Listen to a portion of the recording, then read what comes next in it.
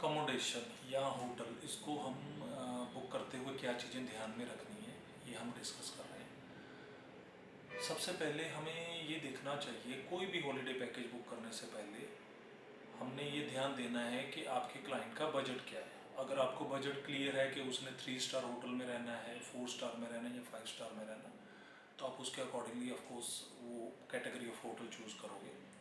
साथ ही साथ आपको चूज़ करना है कि आपका जो होटल है वो सिटी सेंटर में होना चाहिए।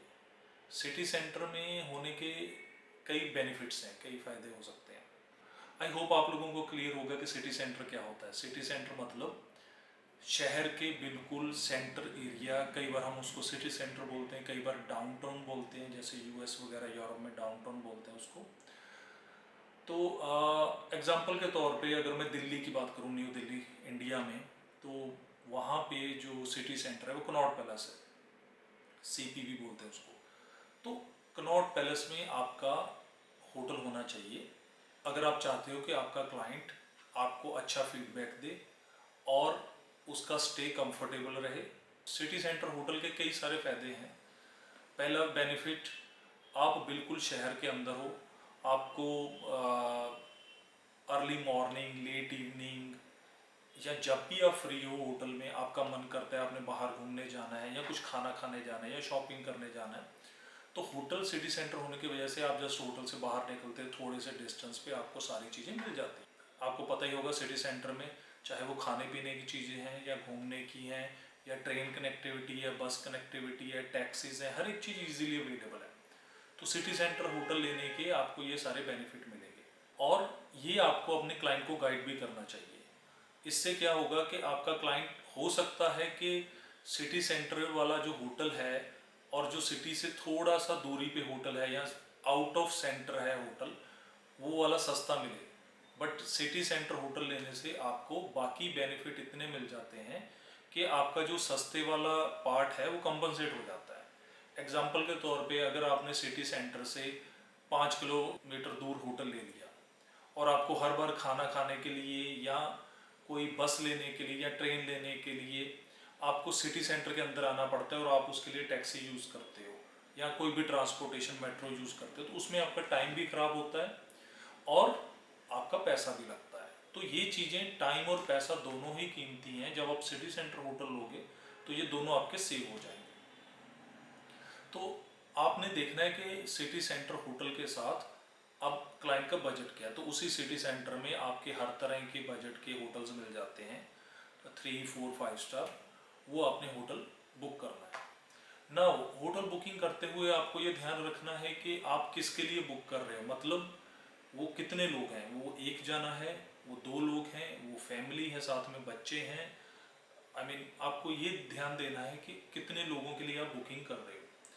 और वो बुकिंग करते हुए आपको ये देखना है कि होटल की पॉलिसीज़ क्या हैं। कई बार आप देख रहे हो किसी फैमिली के लिए आप बुकिंग कर रहे हो और उनके साथ एक 7 साल का या 10 साल का बच्चा है, तो आप 3 स्टार होटल ऐसा चूज़ करो कि जो उस बच्चे को फ्रीली एकोमोडेशन देते हैं या उसका चार्ज नहीं करते, तो आपके क्लाइंट का बेनिफिट होगा।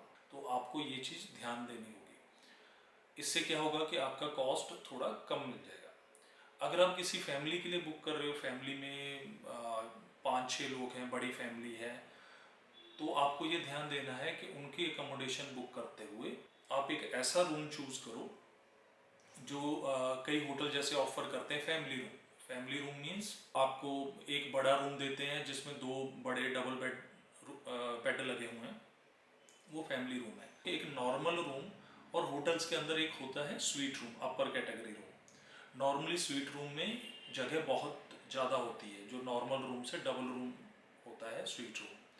तो डबल रूम होने के साथ साथ उसमें डबल बेड तो होगा ही होगा, प्लस उसमें सोफ़ा कम बेड या एडिशनल जगह होती है और बेडिंग लगाने के लिए। एक कपल ट्रैवल कर रहा है, हस्बैंड वाइफ, और वो चाहते हैं कि उनको एक डबल बेड मिले, तो आपको जो रूम बुक करना है, बुकिंग करते हुए ध्यान रखना है कि वो डबल बेड हो।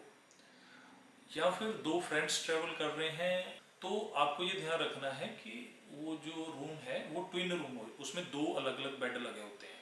2 सिंगल बेड को हम बोलते हैं ट्विन रूम।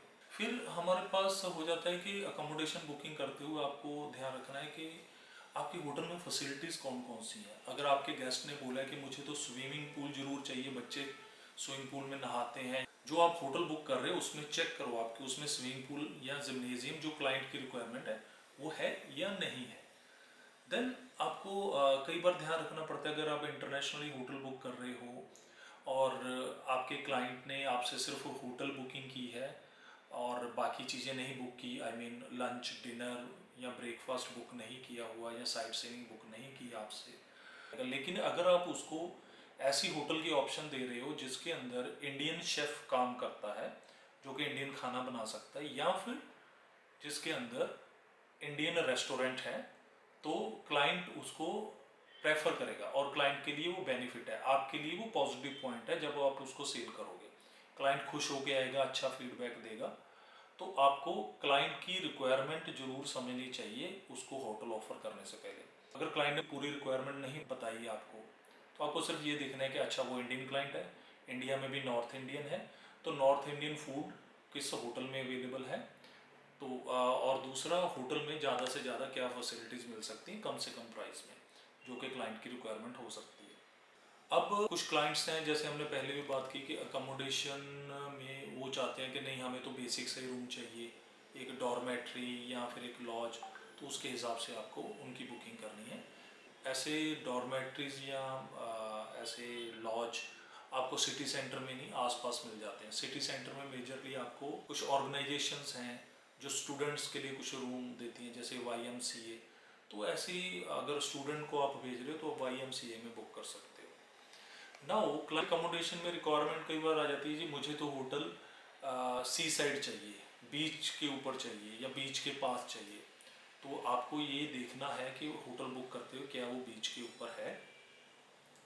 अगर आप उनको कोई ऐसी डेस्टिनेशन पे भेज रहे हो जो कि है ही बीच डेस्टिनेशन, फॉर एग्जांपल आप उनको मालदीव भेज रहे हो, मॉरिशस, सेशल्स, बहुत सारी ऐसी डेस्टिनेशन है जो बीच डेस्टिनेशन कहलाई जाती हैं जहाँ पे बीचेस का बहुत बड़ा रोल है। तो आपको ये ध्यान देना है कि कोई बीच डेस्टिनेशन सेल कर रहे हो तो होटल ऑन द बीच ही हो। वहाँ पे भी होटल सिटी सेंटर में भी बने होते हैं, बट आपको बीच डेस्टिनेशन में बीच होटल ही देना है। बीच होटल को सेल करते हुए भी आपको कुछ चीज़ें ध्यान रखनी है कि बीच आपका जो रूम है वो बीच के ऊपर है या बीच फेसिंग है, सी फेसिंग है, डुप्लेक्स है, आपके रूम में प्राइवेट स्विमिंग पूल बना हुआ है, या फिर आपका रूम ओवर द सी बना हुआ है। ओवर द सी होते हैं जो समंदर के अंदर फाउंडेशन डाल के उसके ऊपर रूम बनाए होते हैं। तो ये चीज़ें आपको ध्यान रखनी है जब आप किसी क्लाइंट को सेल, खास करके हनीमूनर्स जब आप किसी को सेल करते हैं हनीमून पैकेज, तो उनकी एक ये मेजर रिक्वायरमेंट होती है कि हमारा जो रूम है वो रिजॉर्ट में हो और वो सी फेसिंग हो और वो कोई डुप्लेक्स हो या विला हो। तो ऐसी चीज़ें आपको ध्यान में देनी है। हनीमूनर्स कई बार डिमांड होती है कि उनका room including private swimming pool हो रूम के अंदर ही, या जकूजी लगा हो। तो ये चीज़ें आपको ध्यान देनी है अकोमोडेशन बुक करते हुए।